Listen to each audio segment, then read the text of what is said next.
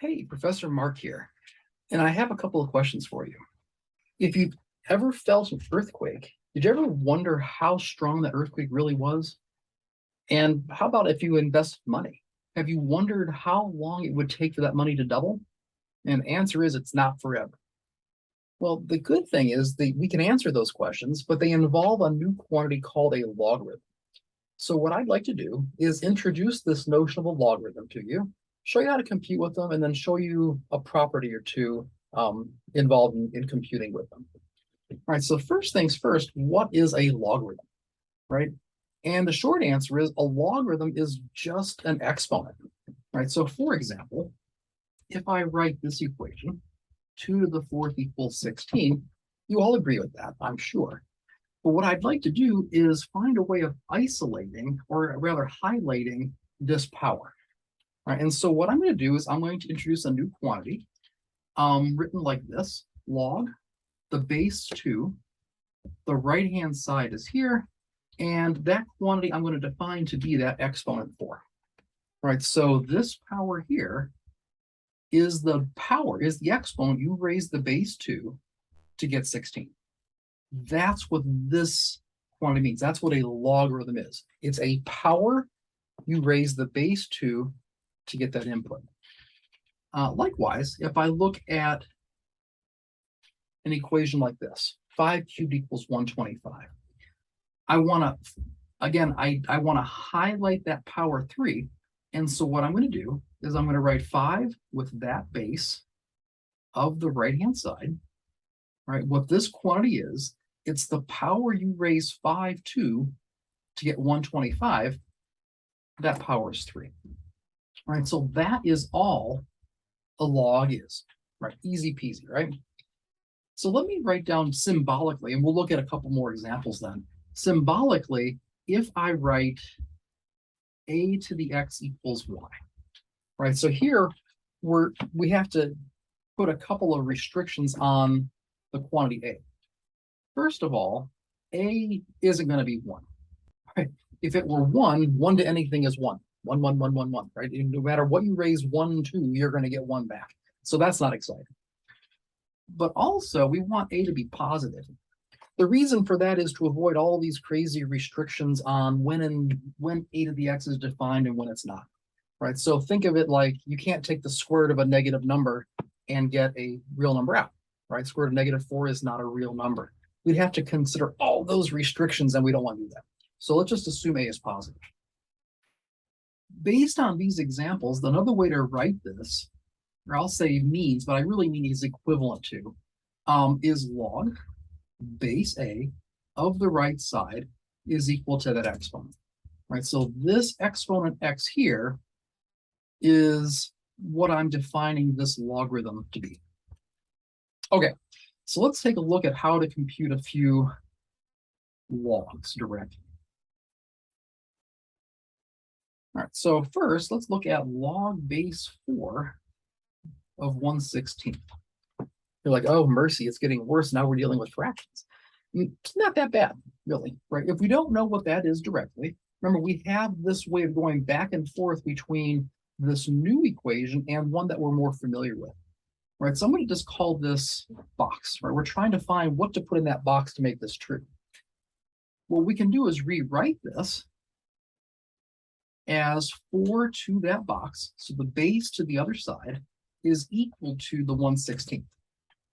All right, so the question is, what power do I raise 4 to get 1/16? Well, it'd be nice to be able to rewrite the right-hand side as a power of 4, because then we know exactly what to put in here. And we can in this case, right? Because we know that 16 is 4 squared. And we also know that I can switch the place a exponent quantity is in a fraction by changing the sign of the power. So in other words, I can take this guy to the top as long as I change the power to -2, right? Just a property of negative exponents. But notice that's exactly what we wanted. We have 4 to something equals 4 to the -2. And so apparently this -2 is what that logarithm is. 4 to the -2 is in fact 1/16. Another one would be, how about this guy? we have log base 7 of 1. Right? So again, we don't know what it is. Let's just call it box. And this means 7 to the right-hand side is equal to 1.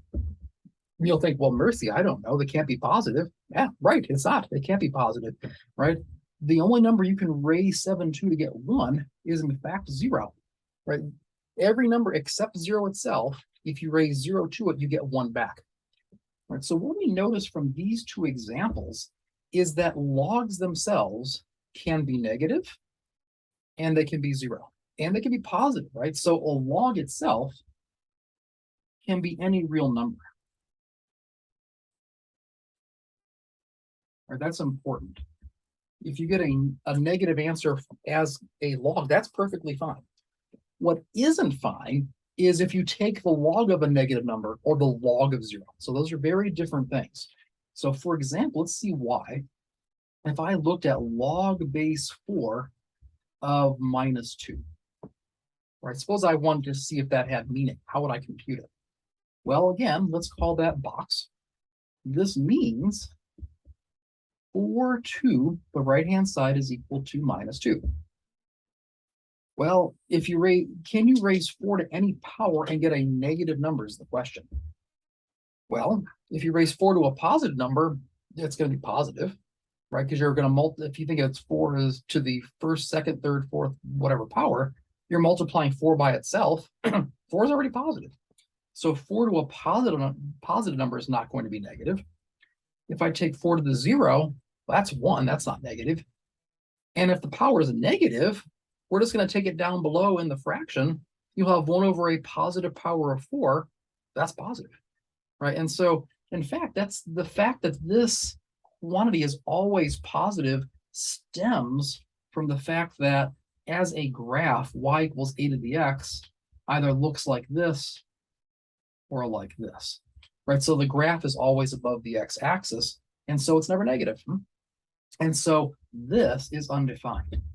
That's why if you try to plug in log of a negative number on your calculator, you get an error message, right? There's no way to do that.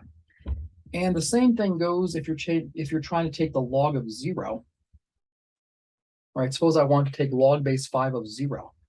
Well, let's rewrite this as 5 to the box equals 0. Is there any way to raise 5 to any power and get 0 back? And the answer to that is no, for the same reason. This graph never hits the x-axis or goes below it. And so this is also undefined.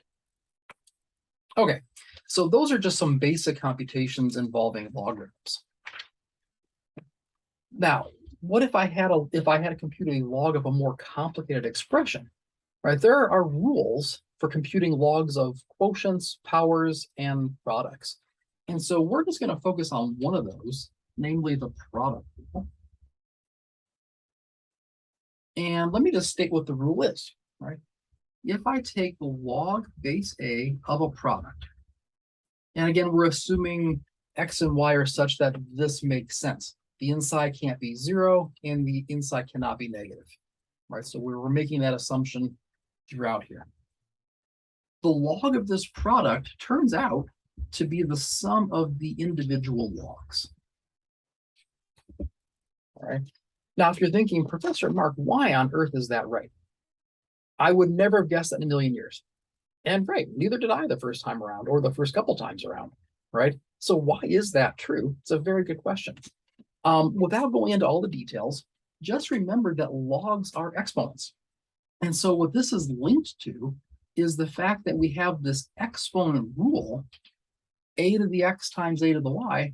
Remember, if you multiply powers with the same base, you add the powers. And so I'm not going to go into a proof, right? We don't really need that. But just keep in the back of your head that the reasoning behind why this works lies in the fact that this rule is true. All right, so let's actually see how you would use it. All right, so suppose I am going to give you that log base 4 of x is minus 3. So I'm just giving you this as an assumption. Whatever x is, I don't care. Log base 4 of x is equal to minus 3. Right? And in fact, we know what x has to be, right? Because 4 to the minus 3 has to be x. but let's just call it that for the moment. Let's compute log base 4 of 2 times x. Right, so I want to use this fact with the product rule to compute the log of a more complicated expression. Right? Well, by our rule, this is equal to the sum of the logs of 4 and the log base 4 of x, right? Log of a product is the sum of the independent logs. Okay, good. Well, we already know this piece. That's equal to -3. We were given that. So the only thing we have to do now is compute that guy. Well, how do we do that? Well, remember, let's call it, if we don't know what it is, let's call it something. Let's call it box. All right, and let's rewrite this as 4 to the box. So 4 to some power is equal to 2. Now, this one's a little tricky, right? We want a power that actually gives you a smaller number than the base here. Well, you'll think, well, we know if we take the square root of 4, that's 2. And that's exactly it. That's right on. Because remember, the square root of 4 is really 4 to the 1/2 power. And so indeed, 1/2 is what you want here for that logarithm. So that's equal to 1/2. And so now if you add those two guys together, 1/2 minus 3 is -5/2. That's the value of this particular log. So that's just a kind of a quick illustration about how you would use that rule. All right, so let's recap. What have we done? All right, so just a couple of conclusions. One, the takeaway is logs are exponents. That's all they are. Don't be frightened by them.